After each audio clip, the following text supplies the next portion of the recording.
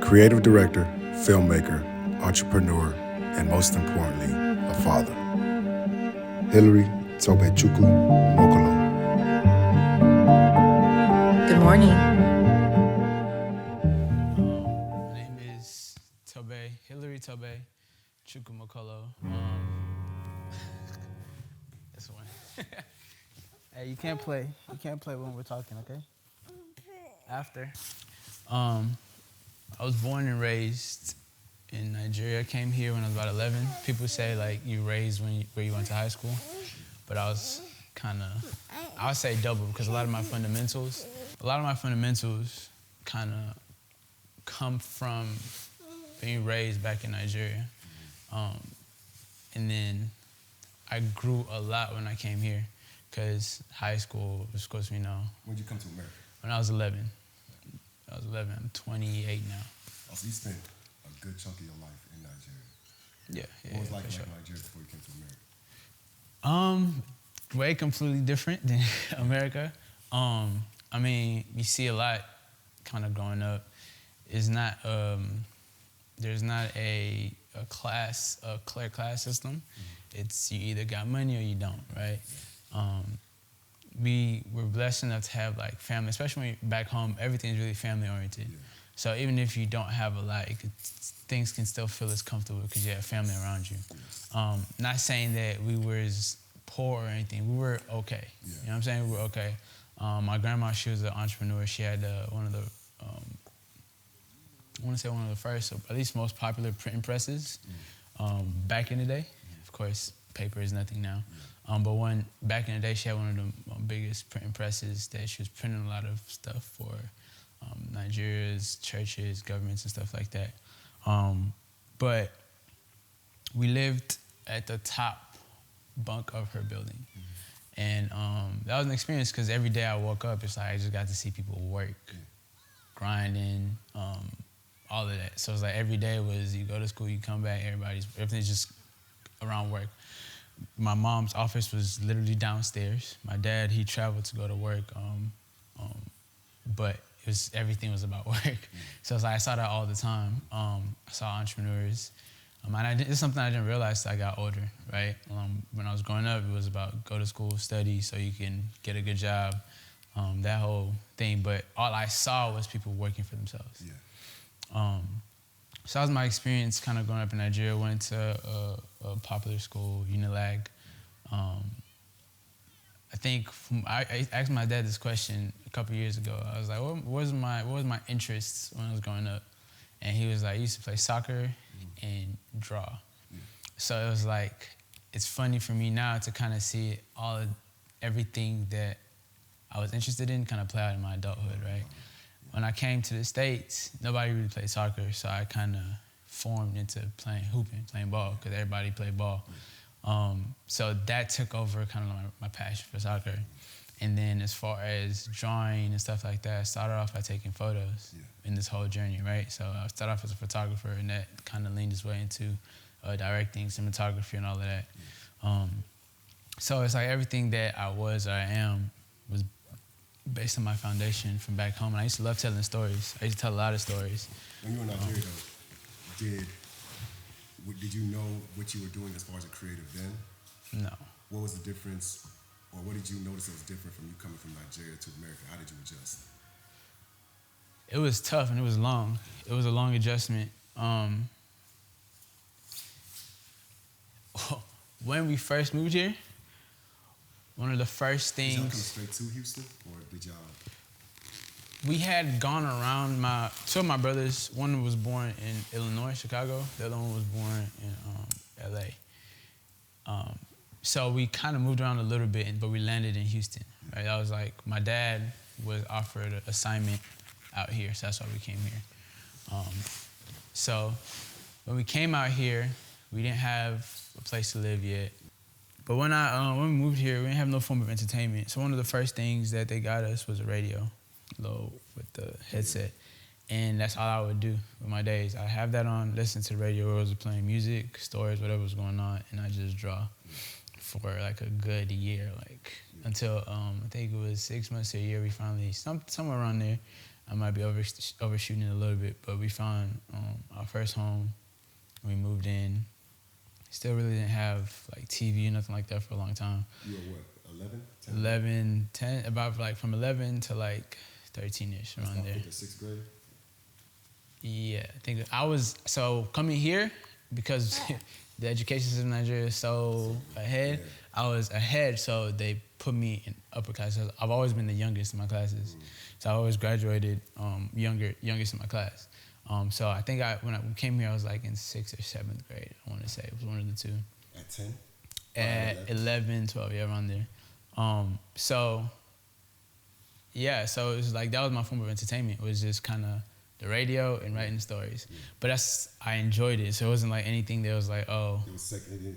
And I didn't know anything else. Yeah. You know what I'm saying? Like even when we were in Nigeria, we had TV, but we didn't watch TV like that. So it was like I've always been in my imagination, always kind of using that to entertain myself. So in those years, let's go straight into high school. When did you start trying to exercise your creativity? It wasn't until college. In high school, I was playing ball. Yeah. Like that's what took over my passion, because I was fighting so hard to fit in, especially being I was thoroughly an African kid. Like I think that's the first immigrant struggle. When you first get here, you're trying to fit in. Yes. That's your only job. And there was nobody else helping me.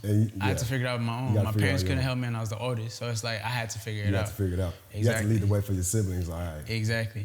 This is how not to be an African booty scratcher. And boy, they used to make fun of me because I had a thick accent. Yeah. So they used to make fun of my accent, ask me what I'm saying. Like it was bad, bro. I remember being I came to America when I was 4 or 5. But I remember having an accent, and I remember like in the 1st, 2nd grade really working on getting rid of my accent. Yeah. Because I didn't know I had one until other people started telling me. So I would really watch a lot of TV. Yeah. And being watching TV and being around a lot of other Texan kids, I started to develop a Southern accent the way everybody talked. So everybody's like, "Oh, you're African, but you don't got an accent." I was like, "Yeah, I got rid of that." You know what got rid of mine? Football. Boy, football, because football forced me to come out of a shell. So growing up, I wasn't ever really a timid, shy kid. Yeah. But when I came to the States, the change of environment made me that way. Yeah. Right? Because it was a new environment. I didn't know nobody. I'm in a completely different world. It's different when everybody looks and talks like you. When you come here, people will look like you, don't talk like you, and then they'll kill you for not talking like them. So it took a shot at like my confidence, and I had to build it back up. And football's what helped me do that. Yeah, and thankfully, I had great coaches that kind of they kind of took me in and like played a really big father role figure in my life. Because my dad, he was in Nigeria working. He came on assignment here, and then they ended up sending him back a few years later. But they decided to have me, my brothers, and my mom stay here. Yeah. So a lot of my coaches played like huge father figures for me because I didn't have nothing else. And it helped you. The same story, same as me. It really helped me adjust to what everybody else was doing. Maybe understand like the American way. It was like, okay, football really like took me a long way socially. Exactly, big time. But yeah, that was how I lost my accent, is having to like yell or scream in the huddles, and they're making fun of you, and you trying to figure out how to hide it and all of that. But like when I'm yelling, it's like it just comes out full force, and like this is African. But yeah, that was it. And then basketball was like my love, man. Basketball taught me a lot as far as in like just dedicating yourself to something and becoming good at it. After a period of time. It's not something that's just given like that. Yeah.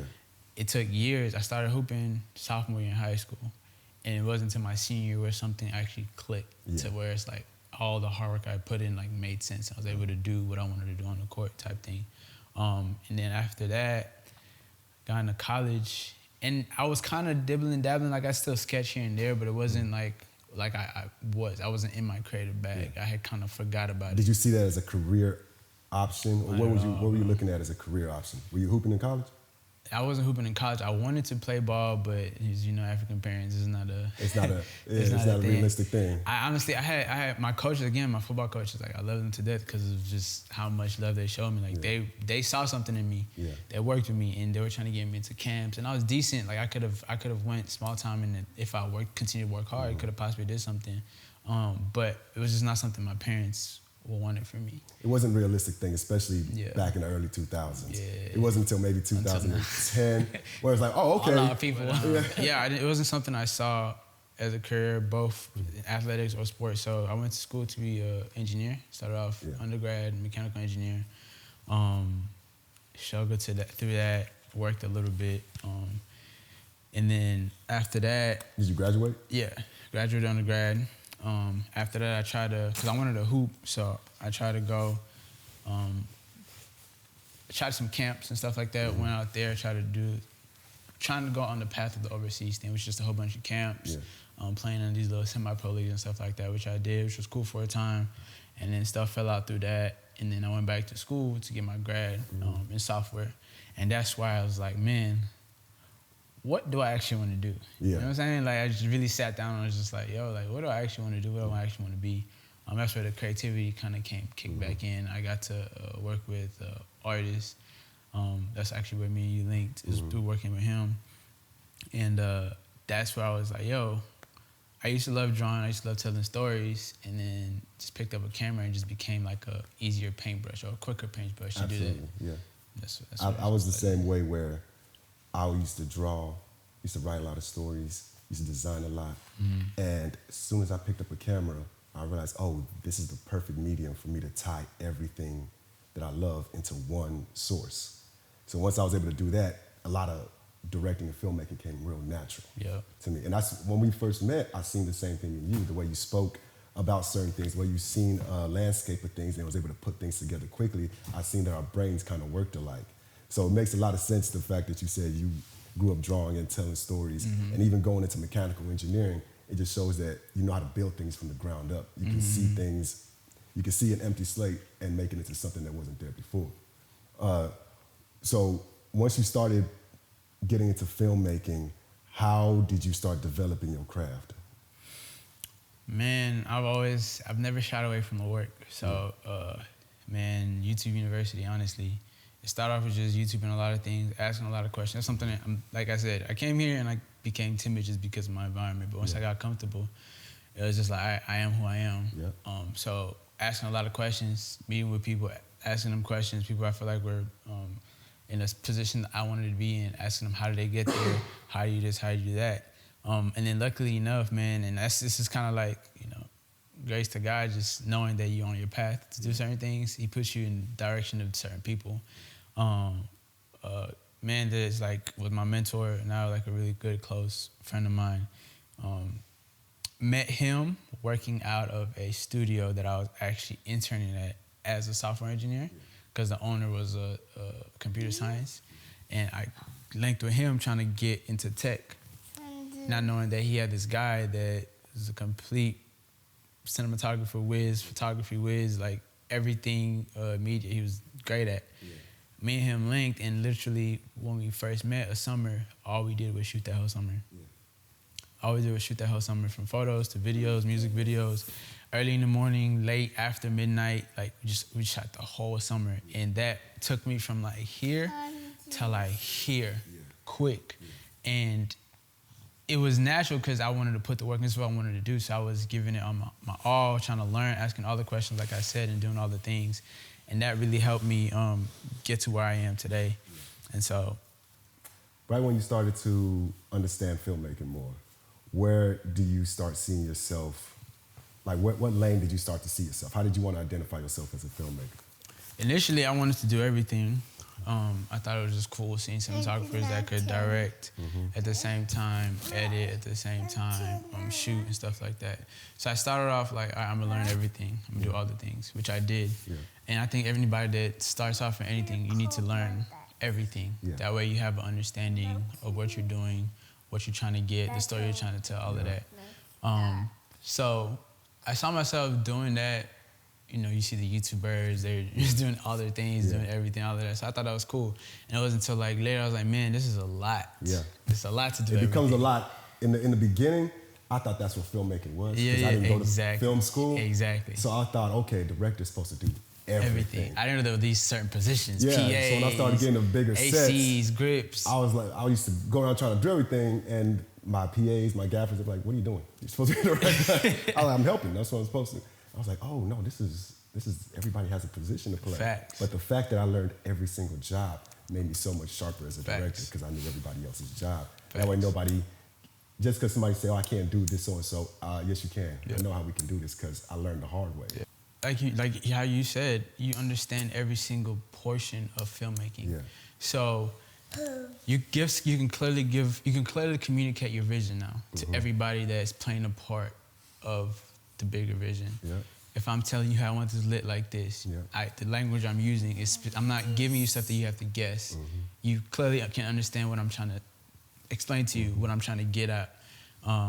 If I'm telling you I want the audio to sound like this, you can clear, you know what I'm saying? Like you have a very much clear understanding and communication with the people you're working with. So that's what it helped me do. Yeah. And at the same time, you're asking like what lane I found myself in. I was having a conversation with a friend recently, and he's good at kind of like branding and helping ask the very important questions for you to figure out who you're trying to be. And I came to the realization that I am a art/creative director. Because like how you said, I can see something and like build it up. And that's just how my mind works. It's like you give me an idea and I'm gonna build it up to whatever story and to get wherever it needs to get to. And that's what an art/creative director does. Which means I can fall into any realm. It's not limiting. I don't want to say limiting because everybody has a limit, but you don't want to put yourself in a limit. It's true though. You're not really boxed in because the fact that you're an architect. Yeah, exactly. In a sense. You're an architect in the sense where no matter where you take your skills, whether it be filmmaking, whether it be engineering, you understand how to take a simple idea and make it a reality. Like you're disciplined enough to understand the steps, and they come naturally. It's just how your brain is wired. So I understand you're definitely not put yourself in a box, and the fact that you identify yourself as that, as a creative director, you can really take that and take it into the commercial space, into the film space. Anywhere, because it's the same formula for anything that you For me, the most important thing is telling a story and allowing that story to properly be communicated to its audience. That's what I love to do. Like at the end of the day, is if you give me an idea and you say I want it to speak to these people, cool. I want to go out and figure out the middle, how we fit those building blocks between there to get to that, build that bridge. Okay, so how long have you started your company now? How long have you been in? 2019. So you started your company, Amity Park in Media. 2019. What was your vision behind that? Vision behind it was, man, what would I want to teach my younger self? What would I have? Like, what steps would I have taken my younger self through? So the vision for Amity Park Media at the end of the day is not necessarily just a production company. That's how it started out, but it's to create a space where I can help younger folks learn and hone in their craft. Like I always tell my mentor, man, I want to do something, even if it's just for one person, what you did for me. Like that, I remember that summer. Cause it's just like, that was just a moment of like, bro, like I'm just creating, you know what I'm saying? And I'm learning, like, and I'm enjoying this because it's what I want to do. I want to do that for somebody else. I want to have them really enjoy the process of creating the right way. Cause it wasn't like oh, this is step by step. It's like he just kind of threw me in there. And so whatever questions you have, let's answer them. And I don't know, I learned faster like that because I went from playing with a little Canon 5D Mark III to shooting on a red. You know what I'm saying? Like that's crazy. But I wouldn't say I skipped steps because even though I shot that, I came down and shot on different cameras, different lenses, used different equipment. I was able to use a variety of different things, which allowed me to understand, like all these things are kind of the same, intertwined. But they're just, they have their different functions and stuff like that. But it allowed me to like expand my full capacity. Mind you, hold on, you can't play on the piano. We're not done talking, you're almost done, okay? Being able to just throw yourself, I always feel like you learn best by just jumping into the fire. You know, that's how I learned filmmaking. As soon as I know what I wanted to do, I hopped on YouTube, got a camera, whenever I had opportunity to get on set, I was there just learning as I went. So by the time I actually tried to go to film school, I realized, oh, I don't need this. I actually kind of figured it out. So like literally after a couple of weeks of film school, I was like, I don't need this. I'm dropped out. Let me just keep doing what I'm doing. So I understand exactly what you're talking about, just having that opportunity to just learn every single day. It will launch you way further than like just sitting in the classroom and somebody telling you how to do something. It is. So you just released and finished your first short. What was that experience like? So it was my first official short. I actually had a short before that, but it was kind of like, you just playing around, a little test run. Yeah. So let me not disrespect the people that I worked with or that whole process. So officially my first, but my second short film. The process, bro, I've seen, it's not shit on anybody, everybody goes through their own process, but I just felt like the market is kind of oversaturated with storytellers trying to dive in too quickly, but not going through the process of actually understanding how to tell a story. I wanted to take the opportunity to learn, okay, how in the simplest way possible can I make something as dynamic to where it's heartfelt, people understand the message is being told, and I'm learning myself how to write and compel people to really feel that.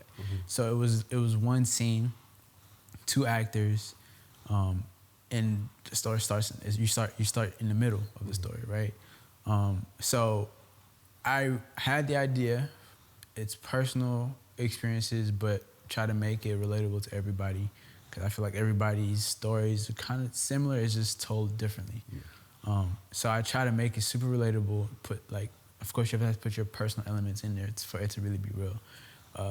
And then I had an actual writer write it, because the first one I wrote, it was cool, but I didn't know what I was doing. So I was like, all right, I'm learning now. Get with the experts, people who actually know how to do it. Then you can take it on from there. So it's a story by me. I had an actual writer write it, and he put his little flavor in it. Then I went in and remixed it. And I was doing that. I learned how to write now a little bit better. So now I actually know how to technically write a script and how to put it together. I know how to tell a compelling story. And within a few minutes, which is 5 minutes short.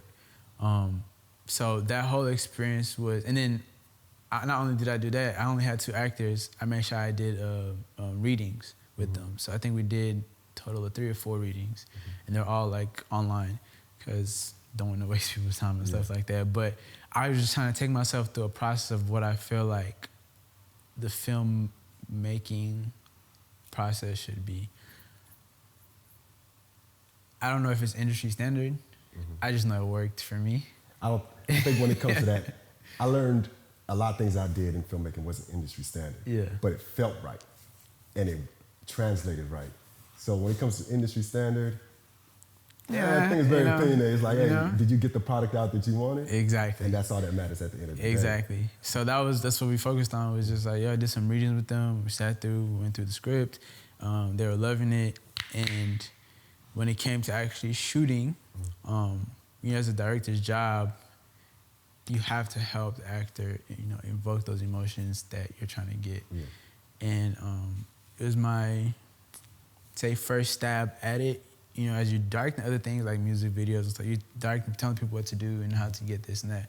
But when it comes to film, it's different, because now you're like, you need to bring in an action. You need to go somewhere and think of this moment so you can have that emotion as you're acting out, right? So you're trying to find things to allow the actors to pull from. So you're talking to them, you're helping them imagine what the scene is like and stuff like that. And I think it was a phenomenal job, because we had 2 actors. One of the guys, he's by the name of Erwin.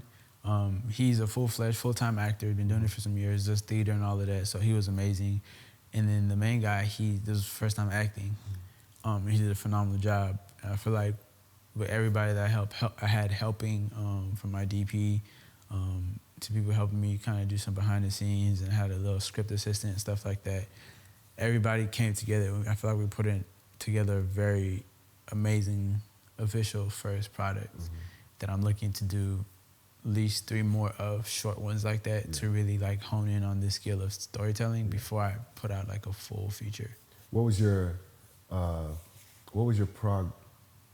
steps when it came to the blocking, when it came to putting the scene together, when you actually got to set? Was it the first time you guys got to set, or did y'all do all your meetings online, or did y'all just do a couple meetings online, and then when you got to set, y'all blocked a couple times and then shot? Meetings online.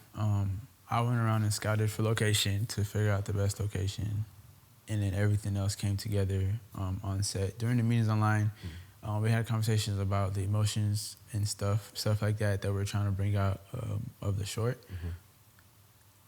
After that, everything else kind of just happened day of. Yeah.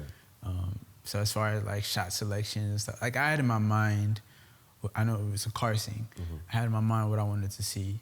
But then, you know, things change kind of when you get on set and you're like, oh, this would look a little bit better if it was like this, let's change this up. So I think what we came up with was, at the end of the day, like a really, really good, for the length and space we was in, really good product. What was the main idea that you wanted to convey of the story? The main idea was everybody has, everybody has a moment where they feel some type of pressure, right? Whether it's from family, whether it's from the world. This particular story was pressure from family. And feeling like one pressure on one side was like, I'm taking care of everything because we lost our father. So I'm having to take on that role even though I'm not that person. And I'm having to take care of this, take care of mama, take care of you, all of this.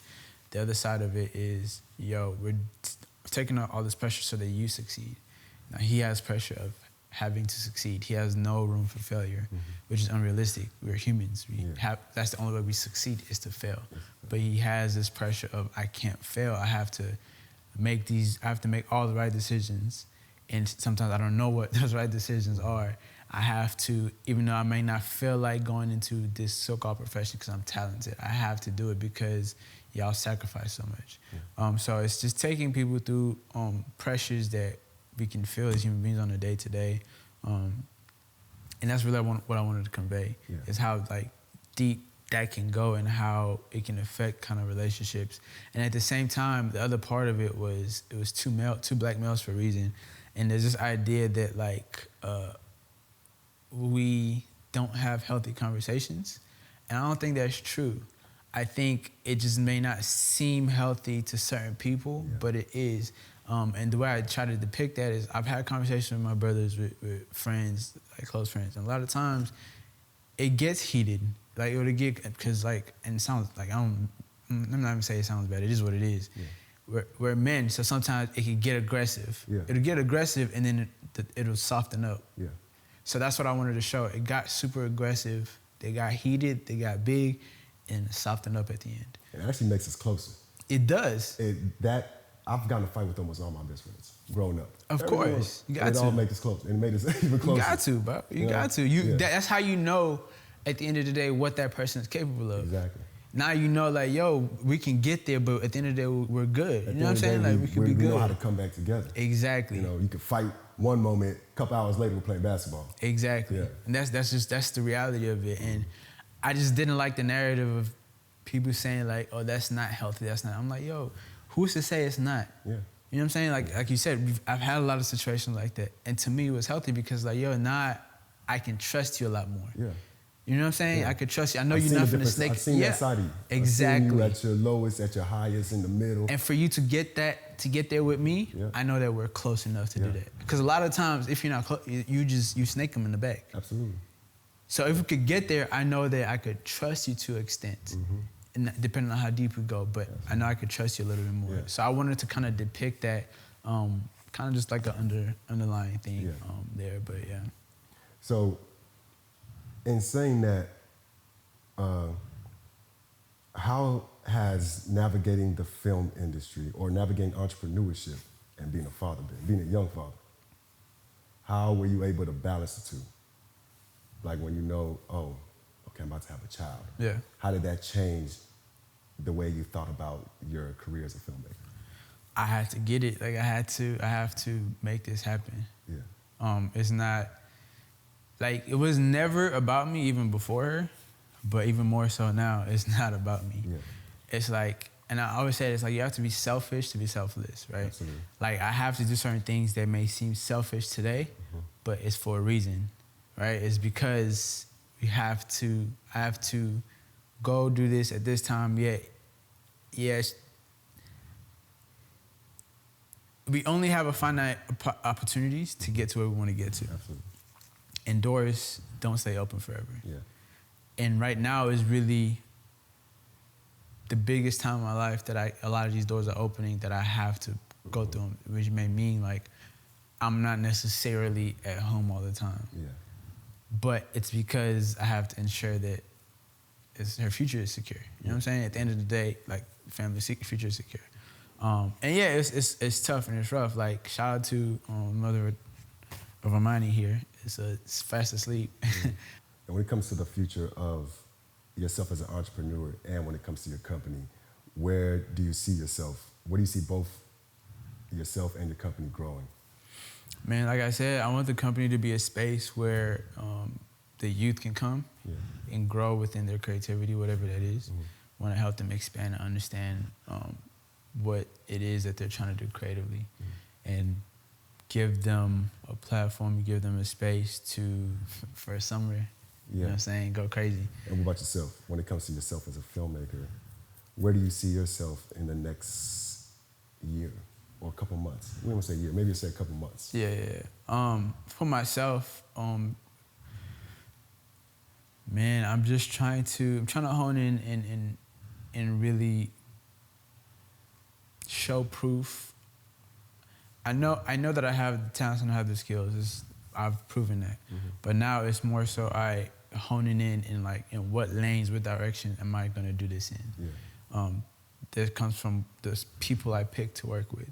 So that names gotta ring bells. You know what I mean? It's like that's the thing. Names gotta ring bells. Yeah. So it's like now I gotta be very selective about who I am working with to make sure that, because something I don't like is you work with people and they're not working as hard as you. It's like the work I just put in for you. It's like pouring into an empty well. Exactly. You give your best to somebody and realize, oh, they're not reciprocating. Exactly. You don't want it as bad as I do. Exactly. But sometimes you got to use them as test cases, like case studies. For sure. It's like, okay, I know I can do this now, but exactly. I gotta go ahead and leave you where you people. at. I'm gonna keep it pushing. So now it's like working with those people that are really wanting it as bad as I do. That way, the work can show proof. Yeah. And that's what I'm looking to focus on this next couple months, going into a year. What's your next film going to be about? Do you have an idea? I have like 3 ideas. I want to do a thriller, I want to do a comedy, and I want to do something in action. Yeah. And of course, everything, like I said, is going to tie into personal stories and then trying to make it as relatable as possible. But those are the 3 genres. I'm going to start writing them towards the beginning of the year and then try to shoot and get everything done, like at the very least before the half of the year is over, so I could release towards the end of the year, and then get prepared for 24 to do a full feature. So with the information that you have now, in the short amount of time that you've been filmmaking, if you was to go back to your 10-year-old self, what piece of advice would you give yourself? Or what type of guidance would you kind of give yourself? That's tough, man, because I think a lot of reason why I didn't hone in was just due to the reality of I was brought to a new environment, so I had to figure out the environment before I could even step into my creativity. But I think the advice I give myself was stay confident. I think I lost a lot of my confidence coming here and having to rebuild, and that took a lot longer to do, because once I had that, everything else kind of came a little bit easier. So I tell myself, be confident who you are, what you like, and who you're trying to be, because I can walk in and do anything without battling myself. The toughest part is battling myself to do those things. So if I didn't have to battle myself, it would have been, I won't say easier to do those things, but it would have been easier to get into doing those things. Good morning.